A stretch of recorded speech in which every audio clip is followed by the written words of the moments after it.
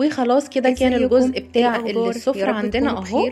فيديو النهاردة مختلف جدا، فيديو كده حلو، هيبقى خفيف كده ان شاء الله، لان انا هعمل معاكم ترتيبي كده وتنظيمي في الريسبشن، وكمان عايزه اخد رايكم في حاجه. ده كده شكل الريسبشن الاول، غيرت كده فيه كذا حاجه، وكمان عايزه اوريكم الحافظه الجديده دي ايه رايكم فيها. هنشوفها كده دلوقتي بالتفصيل، ويلا كده نشوف انا بروق الريسبشن ازاي. انا روتيني في الريسبشن ده يعتبر كل اسبوع او كل 10 ايام، مش روتين شهري يعني ولا اي حاجه، ولكن بعمله كده كل مثلا 10 ايام لما بحس ان الريسبشن خلاص غمق كده وبقى عايز زهزهه كده وعايزين ننوره من تاني. بصوا بقى الكركبه دي يا جماعه، انا الدنيا مكركبه جدا عندي. انا اليوم ده كنت خارجه وما عملتش اي حاجه خالص في الريسبشن، وسبت الدنيا كلها كده ومشيت وجيت بقى على المنظر اللي انتوا شايفينه ده. وكمان كان عندي بقى شويه صداع جامد جدا لما رجعت كده، فما عرفتش اعمل اي حاجه خالص. طبعا الروتين ده قبل ما نشيل كده المروحة، انا بصور الفيديوهات وبتبقى عندي محفوظة على التليفون وبنزلها في اوقات غريبة، بس يعني مش مشكلة. بصوا بقى الدنيا كانت مكركبة ازاي، وشكل السفرة والانتريه كله مبهدل. هعمله معاكم بقى. اول حاجة كده زي ما انتوا شايفين، انا بروح جاية شايلة المخدة من على الانتريه والمسند، وبروح جاية جايبة اللي اسمها ايه دي اسمها ايه يا جماعه؟ قولوا لي على اسمها، انا بنسى اسمها دايما.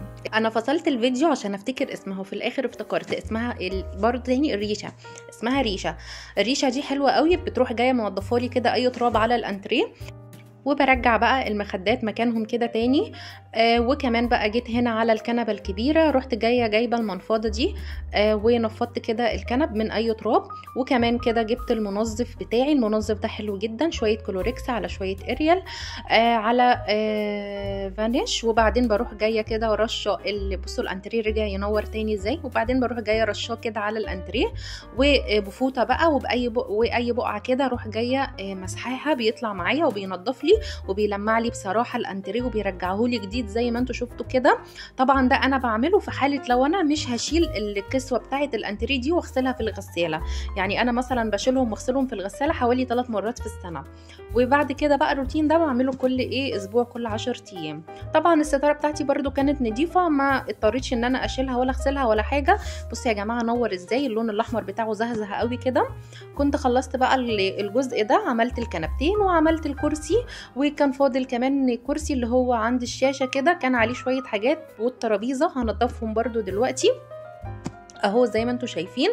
رحت جايه بقى عامله الترابيزه الاول بالجلانس كده اللي هو منظف الزجاج. طبعا هي دورين كده، فنضفت تحت الاول وبعدين طلعت كده على فوق. انا بحب احط السبرتايه كده تبقى موجوده في الترابيزه في الرف اللي تحت كتير كده، ببقى حابه ان انا اعمل قهوه وانا قاعده، فبتبقى قريبه مني، يعني كل حاجه بتبقى قريبه مني. بصوا بقى خلصت خالص اهو، شايفين؟ وديت الترابيزه هناك وشلت كل حاجه كده من على الترابيزه، وكمان جبت المكنسه الكهربائيه.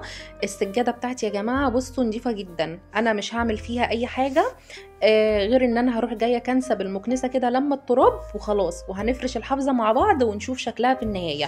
طبعا دي شجره الكريسماس بتاعتي، انا هعملها كده بالميه، شويه ميه بس مع معطر كده، ونروح جايين بخين بقى على الزهر ده، والحاجات الخضره دي كلها هترجعها تاني بتلمع وهتشيل من عليها اي تراب. انا كده ولا كده فكتها عشان نعمل كده الاشكال الجديده بتاعه الكريسماس، هوريها لكم برده مش دلوقتي، ان شاء الله في فيديو تاني.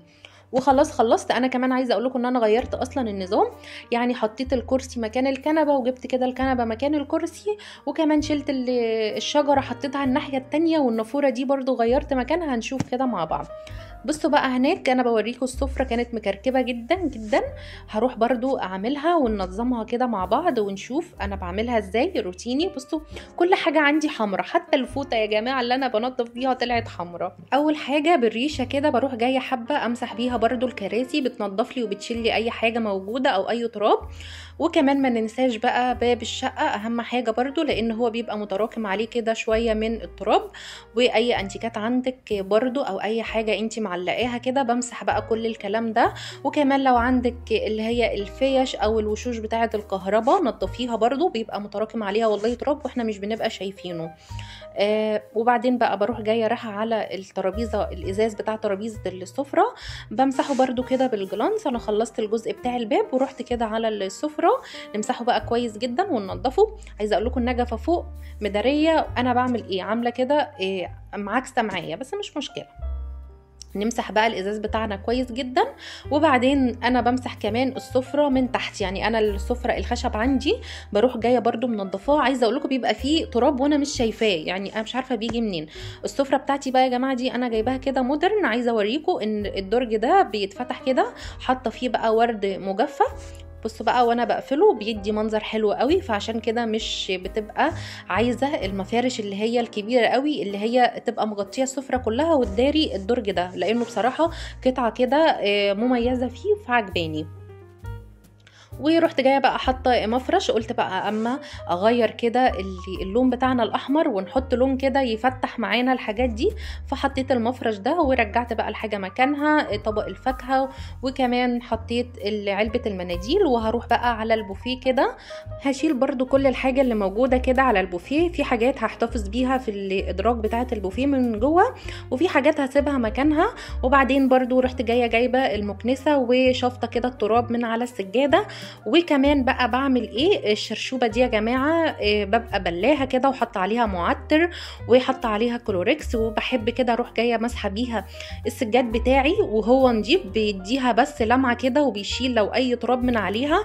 بجد تحفه جدا الحركه دي. لو انت مثلا السجاد بتاعك نضيف مش مستاهل ان انت تغسليه، يا دوب كده لمعيه بالشرشوبه بس. كنت بقى خلصت هنا ورحت جايه بقى رشه احلى معطر. انا بحب المعطر جدا وبعشق البخور، اكتر حاجه بحبها بصراحه، بتديني كده طاقه ايجابيه ومش عارفه بنبسط كده لما بشم الروايح الحلوه. عملت كده عند المروحه عشان تعطر لي كده الشقه كلها، وبخيت كده على الريسبشن كله، وكمان ولعت كده بخور عندي. عايزه اقول لكم كمان فواحه حطها كده هناك اهي، بصوا البنك اللي هناك دي اللي عند النيش دي فواحه. وخلصت بقى هنا كده. وبعدين عايزه اقول لكم بقى ده النظام القديم، حسيت كده ان انا عايزه اغير برضو شويه، رحت جايه كده قلبه الدنيا. ده النيش كده بتاعي زي ما انتم شايفين، هبقى ان شاء الله اعمل لكم فيه ريفيو او يعني نشوف ايه الحاجات اللي موجوده فيه. والبوفيه اهو هرجع بقى اشيل حاجات، يعني هرجع اشيل الحاجات اللي هي موجوده دي هحطها كده جوه البوفيه. حسيت ان هي مكركبالي برضو الدنيا، والحاجات دي اخليها كده للعيد يعني عشان يبقى ليها كده ايه بهجه. النافوره بقى دي عايزه اقول لكم برضو انا شلتها من مكانها هنا، بحب كده مزيناها بالسبحه، والكاس ده شلته من عليها. وكمان الجزء اللي هناك اللي هو بتاع الشاشة ده كنت حاطة فيه حاجات تانية. فهنشوف برضو النظام الجديد كده مع بعض انا عملت ايه. نشوف بقى نحط الستارة كده نقفلها عشان الشمس كانت ضاربة، واوريكم دلوقتي انا غيرت النظام في ايه، وقولولي برضو ايه رأيكم. وفرشت الحافظة معاكم برضو. خدتوا بالكم بقى من التغيير اللي انا عملته؟ بصوا الكنبه كانت عند الستاره، فرحت جايه مغيره مكانها وحطيتها مكان الكرسي، وجبت الكرسي كده عند الستاره جنب النافوره. والشجره بتاعه الكريسماس كانت عند النافوره كده، رحت جايه شايلها من مكانها واخداها كده يمت التلفزيون كده عند الشاشه، وحطيت النافوره مكانها. بصوا بقى النجفه الصغيره دي تحفه، النجفه دي انا بعشقها يا جماعه، بجد بحبها قوي، كيوت جدا. انا عندي 2 كده قصاد بعض، واحده عند السفره وواحده عند الانتريه. بصوا بقى انا جايه لكم كده من جوه من عند الاوض دي. الطرقه بتاعتي زي ما انتم شايفين كده فيها مرايه كده كبيره. عايزه اقول لكم الشقه بتاعتي مليانه مرايات وحياة ربنا. فدي مرايه كده انا مزيناها كده بورق زينه، اللي هي عارفين انتوا الحاجات بتاعت الزينه بتاعت زمان دي كانت عندي، فقلت لا اخلي واحده على الشجره، وحطيت واحده كده كمان عند المرايه. طبعا ده المطبخ بتاعي، دي طرقه كده بتدخل على المطبخ. وكمان هنطلع بقى على الريسبشن دلوقتي. برضو اللي انتوا شايفينها دي عايزه اوريها لكم، الازاز دي برضو دي جزامه، مش مرايه ولا حاجه. كل اللي بيجي عندي كان بينخدع فيها، كان بيفتكرها كده مرايه وهي بصراحه جزامه. رحت جايه بقى السفره اهي زي ما انتوا شايفين، البوفيه هناك اهو شلت من عليه اللي هي الحاجه بتاعه المكسرات، واللي هي اللي اسمها ايه، العلب اللي هي كانت موجوده دي. العلب دي كنت بحط فيها كحك برده وحاجات من دي بتنفعني في كذا حاجه يعني. رحت جايه شايلها ومدخلاها جوه البوفيه. كان ده المنظر معانا. وبصوا بقى دي اللي انا بقول لكم عليها الجزامه، بصوا دي كلها مرايات كده. شلت بقى الكاس الاحمر اللي هو ده، رحت جايه شايله حطاه برده على الجزامه، كان موجود على النافوره، وفي الاخر هاخده معايا المطبخ اصور بيه. دي الطقاطيق بتاعتي اللي هي بتاعه الطرق، جايباهم برده شكل بعض، يعني جايبه النجف اللي هو في الريسبشن 2 شبه بعض، وجايبه في الطرقه 2 برده شبه بعض. بصوا برده رقيقه جدا جماعة. يعني خلينا متفقين ان الحاجات السيمبل بتدي شياكة اكتر من الحاجات اللي هي بتبقى كبيرة دي. يعني انا بصراحة ذوقي كده، بحب الحاجات السيمبل قوي. وخلاص بصوا كمان النتيجة اللي هناك دي كاتبه عليها كده اسمي انا وجوزي، كان جوزي عاملها في السنة الجديدة. ويلا نفتح كمان الجزامة دي كده مع بعض ونشوف فكرتها ايه. بصوا يا جماعة، تحفة جدا، وبتاخد حاجات كتير برضو من جوه، وشكلها شيك جدا.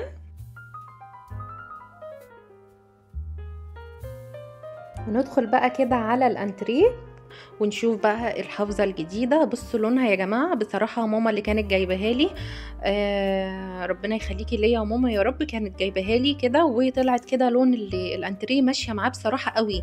يعني النبيتي والاسود والبيج هو نفس اللون بتاع الانتريه بتاعي، يعني لون الانتريه وكمان لون الستاره ولون المفرش. انا الستاره عندي كده نفس اللون الاحمر كده في الاوف وايت كمان، وكمان لون المفرش عندي برضو في نفس الالوانات دي.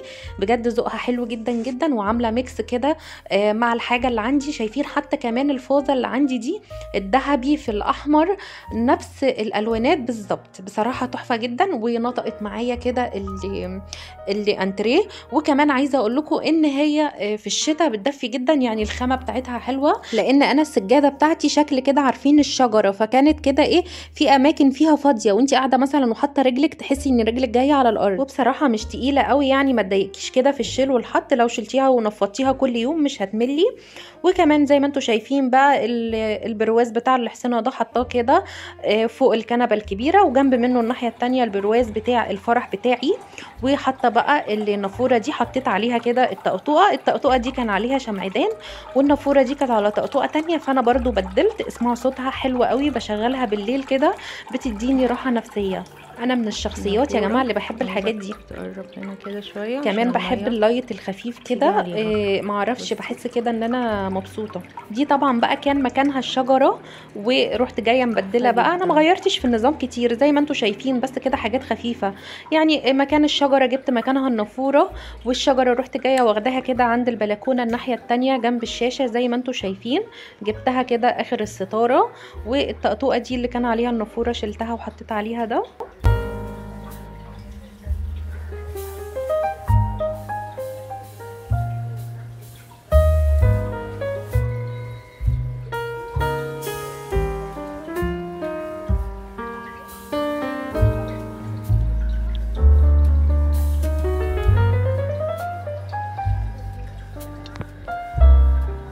بس كده بصوا بقى النظافه، وبصوا الجمال يا جماعه بجد. اتشجعي وخلي عندك كده طاقه حلوه كده، وخلي عندك نشاط، بلاش كسل يا جماعه. الكسل ده وحش جدا والله، انا كنت كسلانه قوي، بس قلت لا اما اقوم بقى ايه اعمل معاكم الفيديو ده. انا عايزه اقول لكم كنت مصوره من فتره اصلا،